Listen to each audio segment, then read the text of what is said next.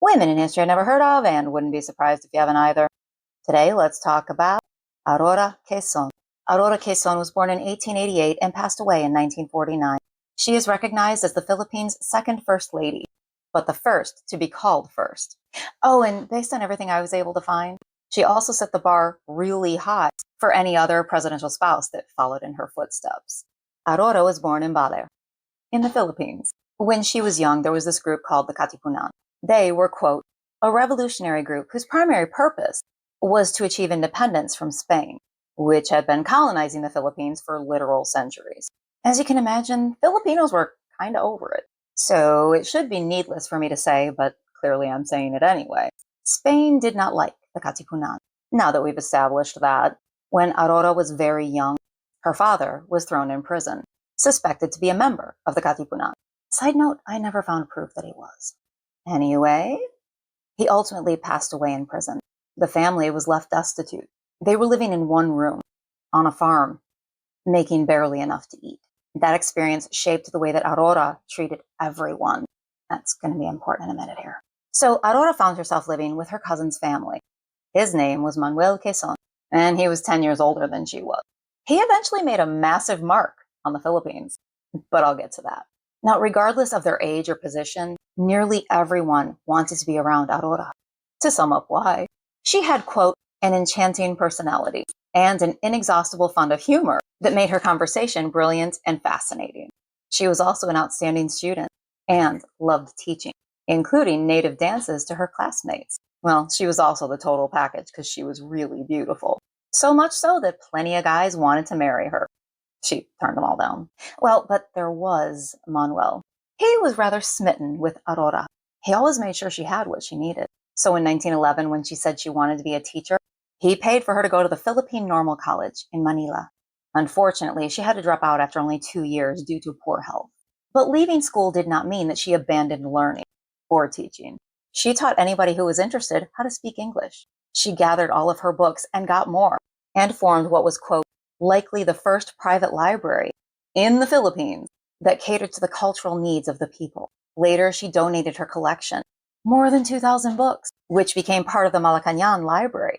She was a devout Catholic and often found strength and solace in faith. Yeah, but she also liked to have fun.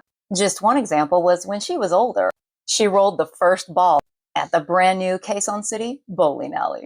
Okay, but before that, Manuel, he doted on her, and she visited him often in Manila. He was there because by 1907, he'd been elected to the Philippine Assembly, and by 1916, he was a leader in the Philippine Senate. But like I said, Manuel always made sure that she was well taken care of. According to a contemporary biography, he had once proposed to her because he wanted to marry her. Okay, wait, because I just heard the collective, yeah, before you get all up in arms because her first cousin wanted to marry her. That wasn't unheard of. And in wealthier families, it was often encouraged. Doesn't matter if you like it. Moving on.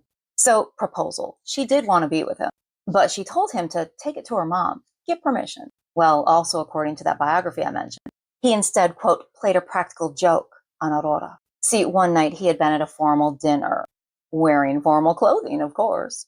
After that dinner, he showed up at her place. 2 other guys were already there trying to get noticed. So Manuel, in all his maturity, pinned some orange blossoms to his lapel. And when he went in and Aurora noticed them, he lied, told her he'd just gotten married. She burst into tears without caring who saw. Later, she said that she cried because he hadn't told her first that he was getting married, not that she was jealous. Well, sources also said Manuel wasn't exactly afraid to get around, if you catch my meaning.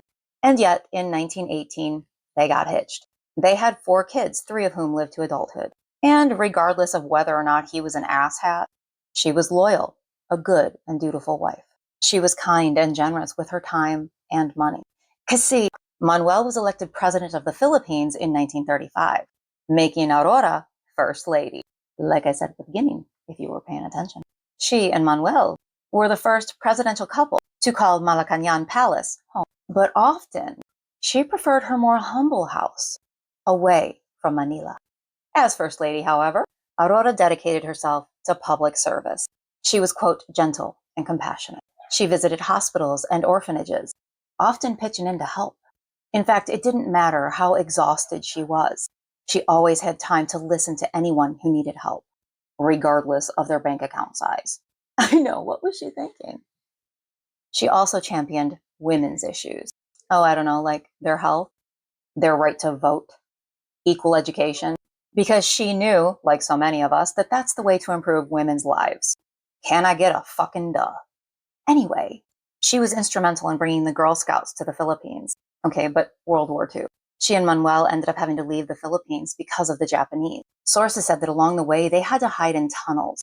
But even then, she found solace in her faith. She had a chapel set up and went to Mass every day. Eventually, and via Australia, they ended up in the US. He continued doing what he did, and she took care of him when he contracted tuberculosis. Unfortunately, in 1944, they were in New York, and he passed away from TB. She moved to California with her daughter, where they volunteered for the American Red Cross. Later, in 1947, she actively supported the establishment of the Philippine Red Cross, independent of the American one. Oh, and she was its first chairperson. A year before that, though, when she and her daughters first returned to the Philippines, she made a significant gesture. See, the government sent her a pension check, which she returned with a letter. She wrote, and I quote, "I cannot, in good conscience, receive government assistance when so many of my less fortunate sisters and their children are not yet taken care of." So are you getting it? She was a good person. Literally, I was unable to find anybody willing to disparage her. That's probably why her passing just 5 years after her husband was so terribly tragic. On the morning of 28th April, 1949, Aurora and her daughter, colloquially known as Baby, I read she hated that, were headed to Aurora's hometown. She was going to dedicate the new Quezon Memorial Hospital. People in the know advised her not to go because of the Hukbalahap, a peasant-led communist guerrilla group who had successfully fought the Japanese during World War II, but had ideologies that people in power just couldn't get behind. Aurora shrugged off the warnings and said, "Their leader knows my white hair, and he will not hurt me." So they went. She instructed that her black sedan would lead the caravan. With her were her daughter and several others. They were accompanied by 12 vehicles, including 2 military jeeps. Along the way, a group of men blocked the vehicle. A member of her party called out to tell them she was with them.